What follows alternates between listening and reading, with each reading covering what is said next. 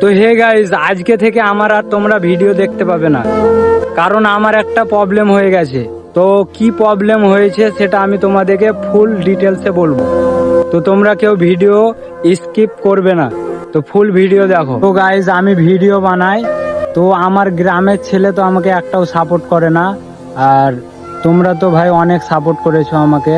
তো ভাই তারা তো আমাকে সাপোর্ট করে না, কিন্তু কি হচ্ছে জানো, তারা আমার মানে বাড়ি যাচ্ছে, বাড়ি গিয়ে আমার ফ্যামিলিকে বলছে বলছে তোমার ছেলে এরকম এরকম, মানে অনেক খারাপ খারাপ কথা যেটা আমি বলতে পারবো না।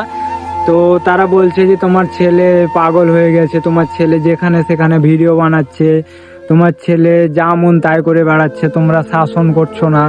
তো গাইস, আমি কি বলবো, এখানে আমি কি করব সেটা তোমরাই অবশ্যই কমেন্ট বক্সে জানাও। আর আমার ভাই কিছু বলার নেই, তো তার জন্য আমার মানে ভিডিও থেকে আমার মনটা উঠে গেল। তো গাইজ, অনেক বৃষ্টি হচ্ছিল, তো চুল পুরো ভিজে গেছে দেখতে পাচ্ছি। গাইজ, আমি ভিডিও বানাচ্ছি, তা দেখে আমার গ্রামের ছেলের এত জ্বলছে যে আমি কি বলবো, আমি বলে বোঝাতে পারবো না। তো তারা কি করছে জানো, তারা আমার ফ্যামিলির কাছে যাচ্ছে, দিয়ে উল্টো পাল্টা কথা বলছে। এবার আমার ফ্যামিলি বলছে যে তুই এরকম কাজ করে বেড়াচ্ছি, রাস্তাঘাটে অনেক লোক তোকে খারাপ কথা বলে না, কিন্তু আমাকে বলছে এইরকম। তো ভাই তাদেরকে একটা কথা বলবো, ভাই তোরা জ্বলছি জল, কিন্তু আমার ফ্যামিলির কাজ কেন যাচ্ছিস?